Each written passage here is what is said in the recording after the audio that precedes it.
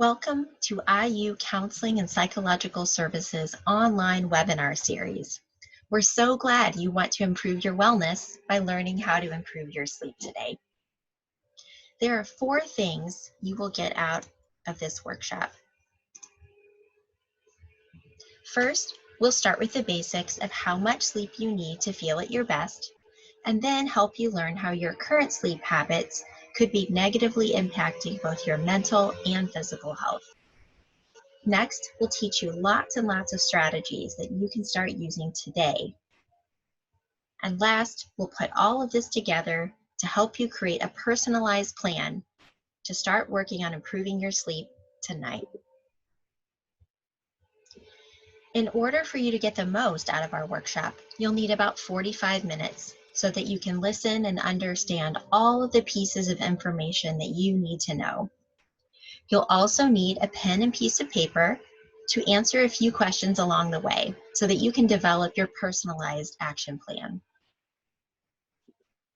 So let's get started. Grab your pen and write down the answers to these 2 questions. First, how many hours of sleep are you typically getting lately?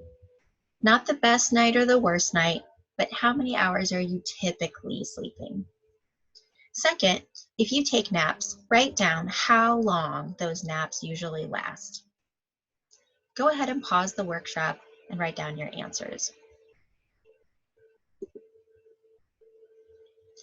To find the steps you need to take to improve your sleep, first you need to have a basic understanding of how sleep works and what's happening in your brain. There are 2 factors that control your sleep that we'll refer back to in the workshop. The first factor is light. The part of your brain called the suprachiasmatic nucleus is located near your optic nerve, so it can monitor if there is light coming into your eyes or not. If light is coming into your eyes, your brain determines that it's probably daytime and therefore not time for sleep. And then no melatonin is produced by your brain. But if little or no light is detected in your optic nerve, then your brain knows that it's probably nighttime and therefore it is time to sleep. So your brain begins releasing melatonin. You've probably heard of melatonin, right? It's the brain chemical that makes you feel sleepy, and it's triggered by darkness. So if you're someone who works on your computer at night, or if you sleep during the day instead of at night, light may be an important factor in understanding your sleep problems. The second factor that controls your sleep is a brain chemical called adenosine. Your brain starts producing adenosine the minute you wake up. And as adenosine builds up throughout the day, it creates what's called sleep pressure. Adenosine builds up and peaks about 12 to 16 hours after you wake up. So if you're someone who takes naps during the day, sleep pressure is an important factor in understanding what problems you might have with your sleep. So now that you know the 2 factors that control your sleep, now we need to know how much sleep you actually need. A minute ago, you wrote down how much sleep you're typically getting. So check to see if you're getting the right amount. Research studies have shown that humans need 7 to 9 hours of sleep each night, or else the lack of sleep will damage your mental and physical health. Many college students are surprised to learn that getting 6 or fewer hours is considered sleep deprivation. By the way, some countries actually use sleep deprivation as a punishment because it does some really bad things to our health. So getting less than 6 hours isn't something to be proud of, and it's something you're going to have to change in order to feel better. We should also touch on some things you might have heard about sleep. You've probably heard people talk about catching up on sleep, but that's actually not possible. One study showed that even if a person gets extra sleep for 3 nights, it still isn't able to catch up or make up for the damage caused by 1 night of sleep deprivation. Again, remember, sleep deprivation is less than 6 hours. So if you've been sleeping less during the week and then trying to catch up on the weekends, this is not going to work. This is something you're going to have to change. As we move toward helping you know what you need to change about your sleep, you'll also need to know that there are two types of sleep that happen in your brain: REM sleep and non-REM sleep. Throughout the night, we go through cycles of sleep, and each cycle lasts around 90 minutes. And ladies, you should know that your brain needs more sleep compared to men. So it's extra important that you prioritize getting at least 7 hours of sleep each night. We need to know a little bit more about REM and non-REM sleep so that you can understand what you need to change about your sleep habits. So along the bottom of this graph are the number of hours of sleep that someone could get. So at 0, that's when you fall asleep. If you look above 0, you see a light blue color, and that represents non-REM sleep. On the graph, the dark blue color represents REM sleep. So looking at 0, when you first fall asleep, we start by getting only non-REM sleep. And after about an hour or so, we get a little burst of REM sleep and then go back to getting non-REM sleep. We cycle back and forth between non-REM and REM sleep the entire night. What's most important for you to understand here is that we get mostly non-REM sleep the first 4 hours, and we get most of our REM sleep during hours 5, 6, 7, and 8. So if you wrote down that you get less than 6 hours of sleep, notice from this graph, that means your brain is not getting 60 to 90% of the REM sleep that it needs in order to function correctly. This is a picture of the activity happening in a brain during non-REM and REM sleep, so you can better understand why REM is so crucial. The picture on the left is brain activity during non-REM sleep, and remember that occurs mostly during the first 4 hours of the night. And the picture on the right is brain activity during REM sleep, or the last 4 hours of the night. There is obviously something different happening in your brain during the REM and non-REM sleep, right?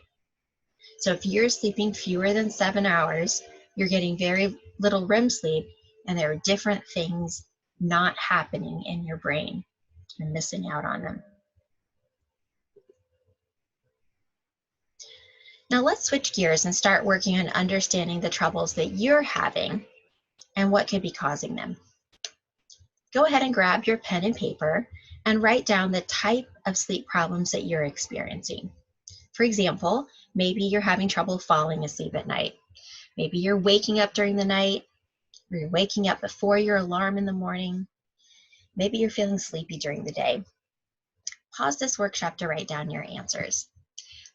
At the same time, if you're having any trouble with concentration, mood, or any other symptoms you're noticing, go ahead and write those down too.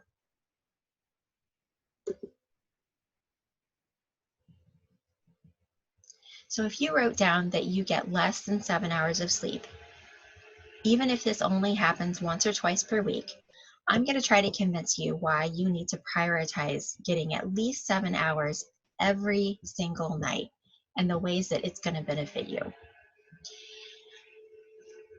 The information we're sharing comes from over 17,000 research studies on sleep, and many of those studies were conducted on college students just like you. We know that not getting enough sleep, less than 7 hours, has detrimental effects on learning, mood, and your physical health. So if you slept 6 or fewer hours last night and you try to learn new material today, your ability to learn is going to be significantly worse. And as a college student, that's definitely a problem. If you decide to skip sleep tonight to cram for exam, research shows that you'll forget around 40% of what you're trying to learn just because your brain didn't get enough sleep. Is it really worth staying up if you're going to forget 40% of it?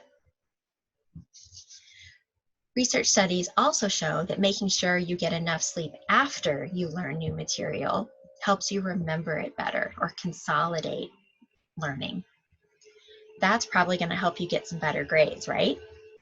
For example, let's say you got 7 to 9 hours of sleep last night and you learned new material today. And then tonight, you make sure that you get 7 to 9 hours of sleep. Research shows that you're going to remember up to 40% more of what you learned. So also, you should know that if you're a musician, you perform science lab experiments or play sports, the kinds of tasks that require motor learning, sleeping in 8 full hours is especially important for you to maximize these kinds of motor skills. So maybe you're thinking, well, learning and grades aren't a problem for me. Well, what about attention or concentration? Did you write that down as something that you struggle with? Research shows that sleeping less than 7 hours on even one night significantly reduces your ability to concentrate. And check this out. After one night of less than 7 hours of sleep, your concentration will be lower, not just the next day, but for the next 3 days. So if you don't get enough sleep on Monday night, that means it's going to affect your ability to concentrate Tuesday, Wednesday, Thursday. One sleep fact that I think is really surprising is this. If you sleep for only 6 hours or less, the next day your brain is going to function at a similar level of cognitive impairment as if you drank alcohol and had a 0.05 blood alcohol content, so about 2 drinks. Another way to think about this is to ask yourself, would you take a couple of shots and then go take your exam? You probably answered no. And if you did answer no, then you should know that sleeping 6 or fewer hours and then going to class or taking exams is doing something similar to your brain. So you might be thinking, well, I sleep less than 6 hours sometimes, but I don't feel like I'm drunk or sleep deprived. Well, here's the thing you should know. You won't be able to tell that your performance is impaired because sleep deprivation distorts your ability to see how sleep deprived you really are. This is also based on research by college students who estimate how sleep deprived they are, and they really are not able to tell that when you're sleep deprived. I'll give you a few more reasons that you can benefit from sleeping at least 7 hours each night. So if you wrote down that you're concerned about your appetite or weight, or if you're trying to gain muscle mass, then you should know that studies show that sleeping 6 hours per night may lead to 14 pounds of weight gain each year. That's because when you're tired, your brain sends signals to your body to find quick sources of energy. That means you're going to be hungrier and drawn toward foods that give you quick sources of energy. And those are things like sugar, salt, and less healthy foods. You also might be surprised to know that not getting enough sleep lowers your sex drive and your testosterone levels. And for men, you're more likely to experience problems with erections. Last, if you have any troubles with chronic pain or physical injuries, you should know that not getting enough sleep makes it harder for you to manage your pain.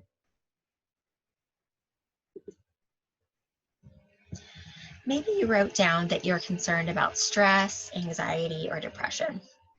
Well, let me tell you what some of those 17,000 research studies told us about how sleep may be impacting your emotions and your mood. Do you remember the graph that showed that we get most of our REM sleep during hours 5, 6, 7, and 8? Well, REM sleep is what helps your brain manage stress and your emotions. So if you feel stressed, anxious, depressed, or up and down, and you're getting fewer than 7 hours of sleep each night, this is something you can work on changing.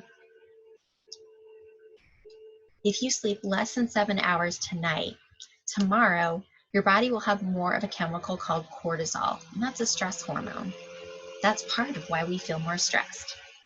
Think about how that could build up over a period of days or weeks or even months. Insufficient sleep also decreases the connections between the part of your brain that triggers emotions and the part of your brain that helps you cope with your emotions. So this means that getting more sleep can help you better manage how you feel. If you experience stress or anxiety and don't know about the amygdala or how it works in your brain, I strongly recommend that you learn some more about that. It'll give you more tools to help you improve how you manage your emotions. You might be thinking, well, sometimes I get less than 7 hours of sleep, but that's just a few nights a week, and I feel anxious every day. Here's the thing that you need to know. Not getting enough sleep makes your sympathetic nervous system and your amygdala overactive, not just the next day, but also for the days after that. Insufficient sleep isn't just linked to stress and anxiety. Research also shows that it's linked to depression. So sleeping less than 7 hours has been linked to mood swings, feeling lonely and helpless, thoughts of suicide, and even suicide attempts. Improving your sleep can reduce your risk for developing depression, improve the depression symptoms you're already experiencing, and it can reduce your risk of experiencing depression again in the future. Okay, so let's pause a minute and review. We talked about how much sleep you need to get each night, and you learned that studies show getting enough sleep can improve your concentration, learning, appetite and weight, stress management, mood, anxiety, and depression. Before we move on, please turn over your piece of paper and let's start writing down your action plan for what you need to do to improve your sleep. Please pause the video while you do this.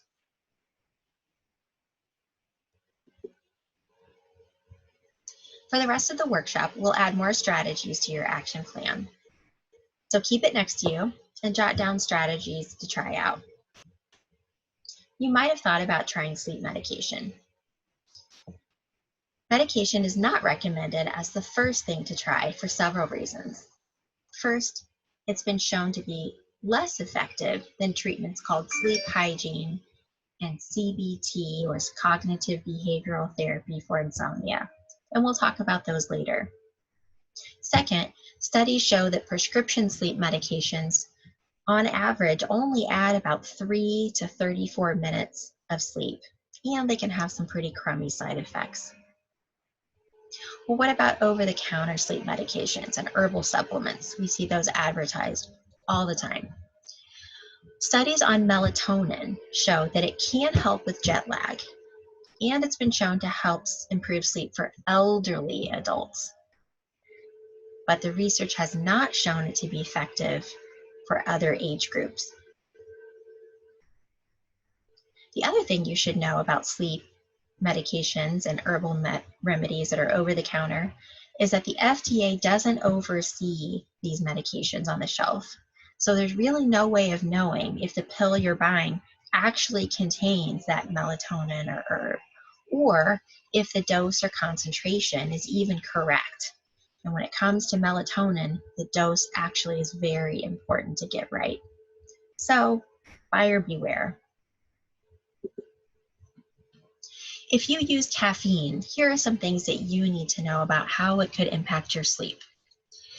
Caffeine impacts your body for 5 to 7 hours. So you're going to have to figure out what time you want to go to sleep and then cut off your caffeine use 5 to 7 hours before this. Some people can even be a little more sensitive to caffeine than that, so it might be even a little more than 5 to 7 hours for you. Caffeine is obviously found in coffee, several types of tea, and energy drinks, but there are other things that you'd never guess include caffeine. For example, cold, allergy, and some pain medications, dark chocolate, even ice cream. So check out the things that you use. You can ask your pharmacist if any of your over-the-counter or prescription medications contain caffeine. Don't forget, too, that prescription stimulants like Adderall and Vyvanse can also disrupt your sleep because they're stimulants. So if you're someone who uses coffee, tea, or energy drinks, you also want to check to see how much caffeine you're actually consuming in a day. It could be a lot more than you think and could be having a big effect on your sleep. Another thing that you might think will help is to take naps. Maybe you thought, I'll keep sleeping 6 hours at night and then I'll take a nap for a couple of hours during the day, and that'll give me that minimum number of hours of sleep. Unfortunately, that is not going to work. Naps longer than 30 minutes will actually cause more sleep problems in the long run. If you want to nap, it has to be 30 minutes or less. In order to get the benefits of REM sleep, like we saw on that graph, you have to sleep a continuous 7 to 9 hours.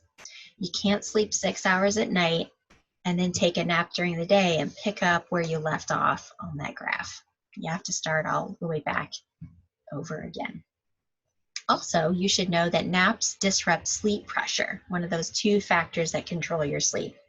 So if you are taking naps longer than 30 minutes, you're probably going to have trouble falling asleep that night or waking up in the middle of the night, or both. So if you take naps longer than 30 minutes, you'll want to write down on your action plan to stop napping or at least significantly reduce them to 30 minutes. Let's talk about the impact of alcohol, nicotine, and marijuana on sleep, because this could give you some ideas on changes to make in your life. Similar to what we talked about with caffeine, alcohol and marijuana might be quick fixes to feeling sleepy, but they cause other problems that worsen sleep in the long term. So it's true that alcohol and marijuana make you feel sleepy or sedated or fall asleep, but as alcohol wears off, usually around 4 to 5 hours later, it can actually cause you to wake up during the night. And you'll want to know that alcohol and marijuana will cause you to miss out on a lot of your REM sleep. So you're going to miss those benefits of learning, memory, concentration, mood, and you're going to wake up feeling groggy or exhausted. Of course, there's also the possibility that using alcohol or marijuana could lead to a substance use disorder down the road too. If you use any kind of nicotine, you'll want to remember that that's a stimulant, so it's probably going to keep you from falling asleep at night. So bottom line here, skip using alcohol, marijuana, and nicotine in the evening. Before we move on, go ahead and add to your personalized action plan any changes that you want to make regarding sleep medications, caffeine, naps, alcohol, and marijuana. Here's a step that many of you will probably need to add to your action plan. Your brain naturally makes that chemical called melatonin when it's dark. The first kind of light that we need to talk about that could be a problem for you is called blue light. Blue light comes from any device that has a screen. So that means your computer, cell phone, tablet, or TV screen. Blue light suppresses your brain from making melatonin, making you lay awake in bed. It's bad enough that blue light causes you to not be able to fall asleep, but it also reduces your REM sleep once you do fall asleep. And it delays production of melatonin in your brain for the next several nights, not just that night when you are looking at your phone. This means that we all have to stop using our devices about 30 to 60 minutes before we want to go to sleep. I know this is a drag. I don't like it either, because getting in bed and looking at your phone or watching Netflix is fun, but it is going to delay your sleep, not just tonight, but also in the coming days. So we've got to do it. The second kind of light we need to talk about comes from LED and compact fluorescent light bulbs. Those also suppress melatonin production in your brain. So check the light bulb that's in your desk lamp where you study and the lamp next to your bed. And if they have LED or compact fluorescent bulbs, you're going to want to replace those with low wattage incandescent bulbs. Just go to your local hardware store, they'll know exactly what you're talking about. Incandescent bulbs. By the way, if you just thought to yourself, well, I have a blue light filter on my phone, so it's no big deal, I'll keep looking at my phone at night. I'm sorry to tell you that that actually won't work. A recent study of the iPhone blue filter showed that it's actually not very effective. So now that you know that light is a huge factor in your brain triggering sleep and melatonin production, you should be thinking about how you can add darkness to your environment. About an hour before you want to go to sleep, start turning off or dimming all the unnecessary lights around you. Darkness triggers your brain to produce melatonin. You should also reduce light that comes in through your bedroom windows. So find curtains that make it as dark as possible, or a simple fix is to staple black trash bags to the back of your curtains. It might seem silly, but you'll also want to reduce any glowing lights in your bedroom, like the power buttons on your computer or TV. Even a very small amount of light, like the amount that comes out of a nightlight, has been shown to disrupt melatonin production in your brain. Even though studies showed that the blue light filter on iPhones don't work well, it's still probably worth turning on. So go to Settings, Display and Brightness, choose Night Shift, and turn it on by choosing the Scheduled option. That way it will turn on automatically each day.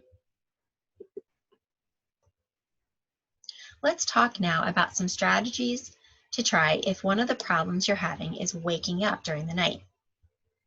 First, remember there are two things we already talked about that you'll need to do. Number one, no naps longer than 30 minutes. And if you are napping less than 30 minutes but still waking up, try cutting out naps completely for at least 1 to 2 weeks. And second, stop all use of alcohol and marijuana. Another thing you can try is to make notes each morning about when and why you woke up. You may notice patterns that help you identify why you're waking up. For example, maybe you notice that you're waking up because you're hot or cold, because you have to go to the bathroom, because your roommate's being noisy, or maybe you notice that it happens mostly on Mondays and Wednesdays, and those are the nights before your hardest class. Patterns can help you identify things that you need to change. Let me give you a list of things to try if you are waking up at night. First, don't move any more than you have to. Don't get up, don't move around, don't check the clock. Stay as still as possible to keep your heart rate as low as possible. Second, don't use any lights. Don't look at your phone, don't turn on your light when you go to the bathroom. If you absolutely have to, use a night light in your bathroom. Third, don't look at the clock. No matter what time it is, your brain is going to have thoughts and emotional reactions to the time that you see on the clock, and that's only going to make it harder to fall back to sleep. If you're someone who lays in bed minute after minute, not falling asleep, this is not going to be helpful. So after laying in bed for about 15 or 20 minutes, if you don't feel sleepy, get out of bed. Move to a completely dark or a dimly lit place outside of your bed. And I want you to do some kind of activity that's relaxing, but a little bit boring. For example, listen to a podcast, look at a magazine, read a book that's not for school, maybe even a book that you've read before so that you don't have to use maximum concentration. You could color, do a Sudoku or crossword puzzle. Once you start to feel sleepy and your eyelids get heavy, go ahead and move back into your bed and see if you can fall asleep. If you lay there for another 15 or 20 minutes and still can't fall asleep, get back out of bed and repeat the process. Remember though, don't turn on lights, don't use your phone or computer. If you're going to read a book or a magazine, purchase a book light to minimize light. Last, if you wake up at night, don't sleep in the next day. Even if you're really tired, get up the same time as usual. This tiredness is going to be tough to deal with during the day, but it's going to make it more likely that you sleep through the next night. Now is a good time to pause the video again and write down more strategies to add to your personalized action plan regarding blue light, light bulbs, and other lights in your bedroom, and what to do if you wake up at night.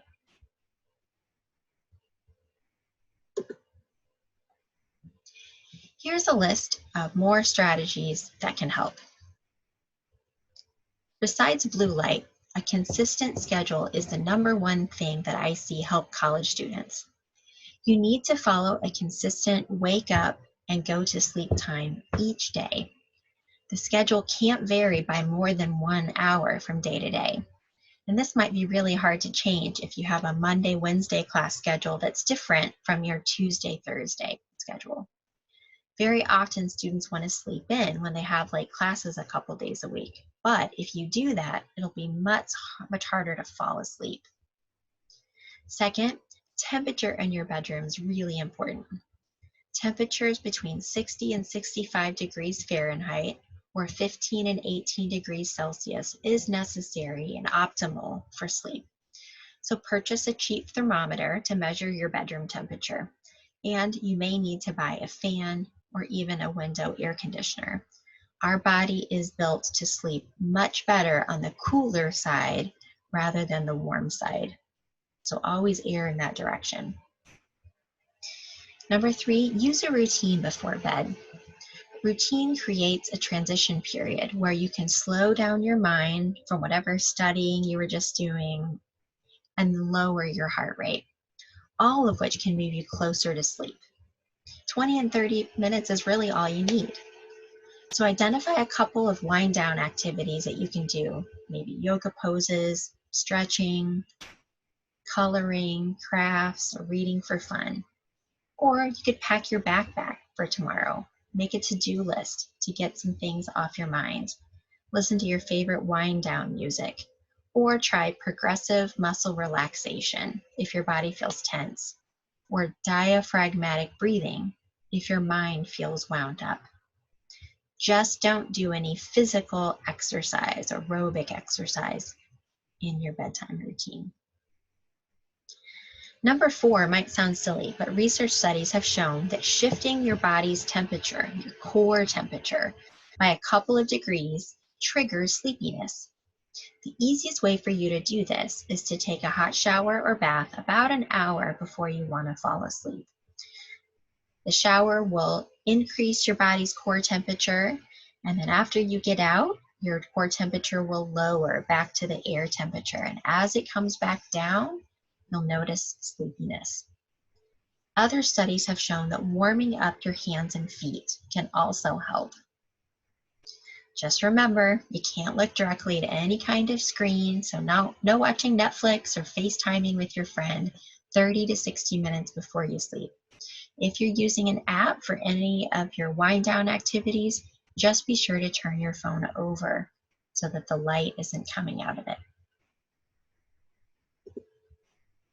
Here are 6 more strategies to try. If you're having trouble shutting off your mind, experiment with different things to distract your brain. If you just lay there in bed, your mind's going to wander to your worries, keep you awake. Instead, give your brain something to focus on. It could be a podcast or audiobook, mindfulness or progressive muscle relaxation. And you can find lots of free apps for mindfulness and progressive muscle relaxation. #7, cover up your alarm clock. Think about the last time you woke up and looked at the clock. What were your thoughts and feelings? It might have been something like, oh my gosh, it's 1:16 a.m. and I still can't fall asleep.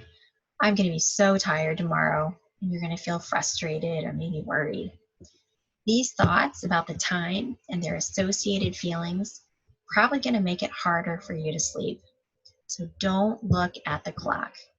Doesn't matter what time it is. It doesn't make any difference to what you need to do next. Don't check the clock. If you use your phone as your alarm clock, plug it in as far away from your bed as possible, because if you can just simply reach over and grab it, it's just going to be too tempting. Number 8, eating food close to your bedtime and eating foods that are spicy can disrupt your sleep. So make sure you're eating at least 2 or 3 hours before you go to bed. Number 9, if you're someone who lays in bed and you're thinking about your to-do list or your worries or things that could happen in the future, or maybe you wake up at night and find yourself thinking about these things, try this.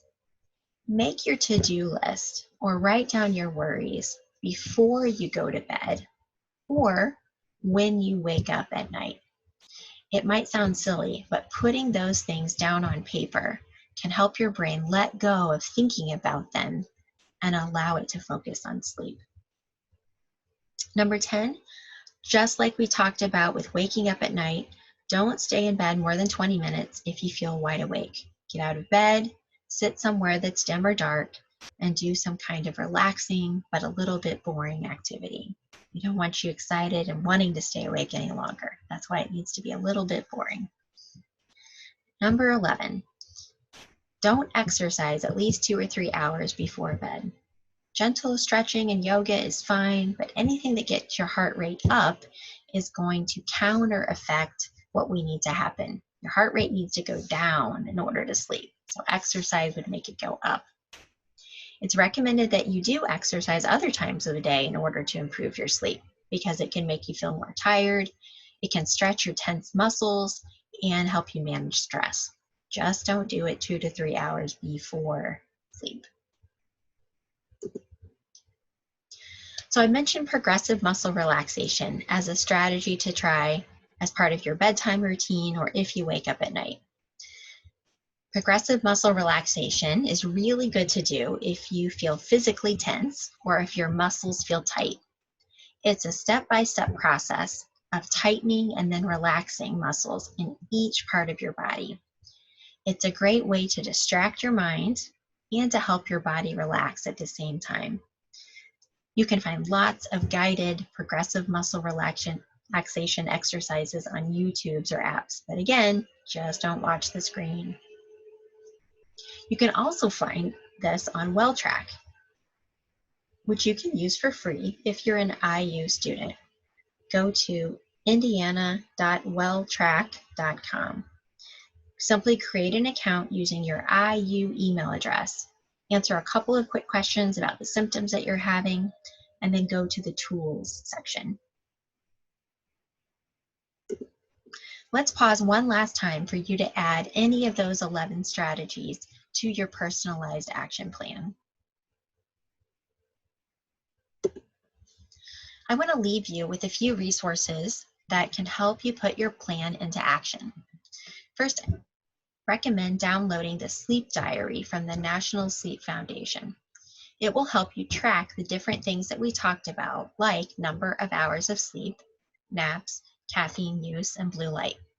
You'll want to complete it each day to help you stay on track and identify what's helping you and what you need to keep working on. Next, I'll show you apps that are available for iPhone and Android and have free versions. The first app is called Sleep Cycle. There are 2 great things about it. First, before you go to sleep, you'll press start and then lay your phone on the corner of your bed.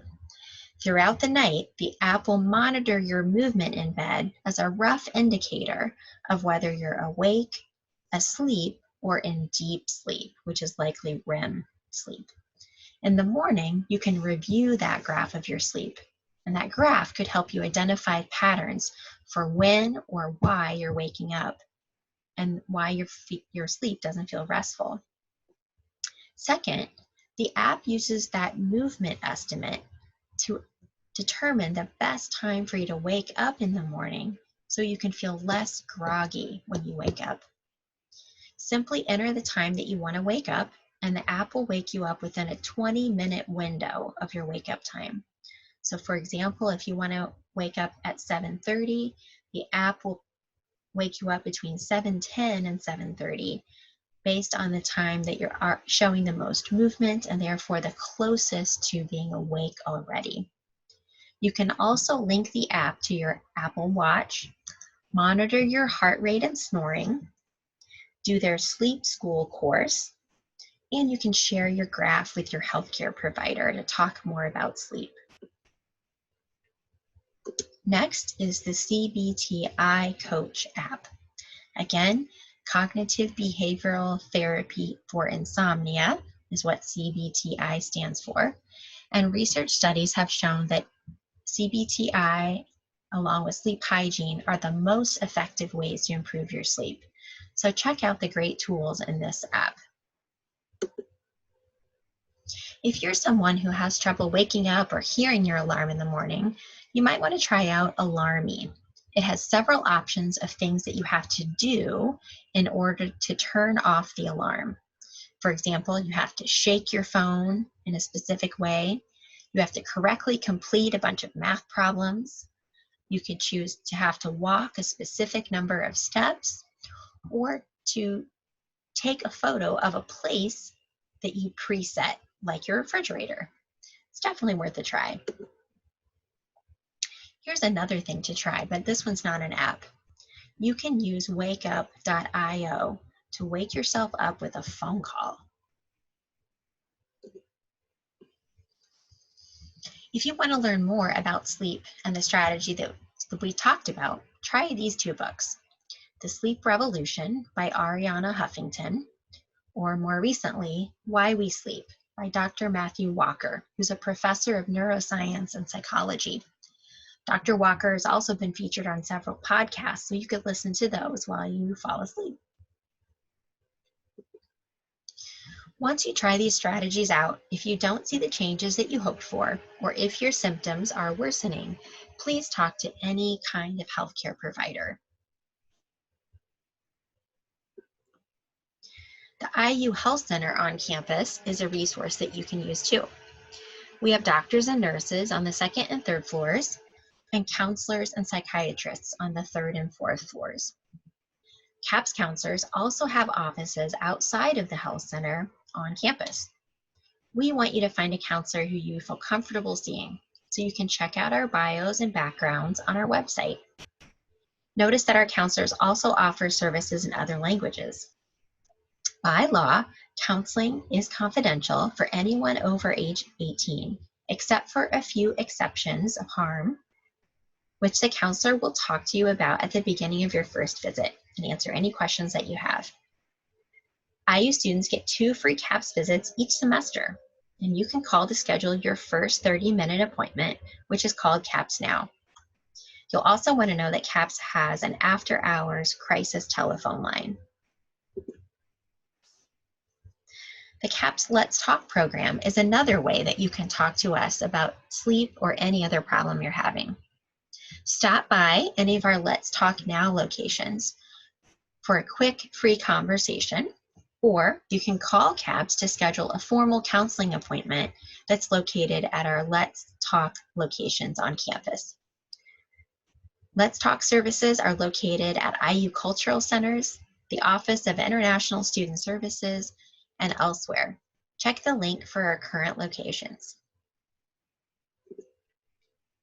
CAPS has lots of other ways to help you with sleep, stress, anxiety, depression, or coping skills.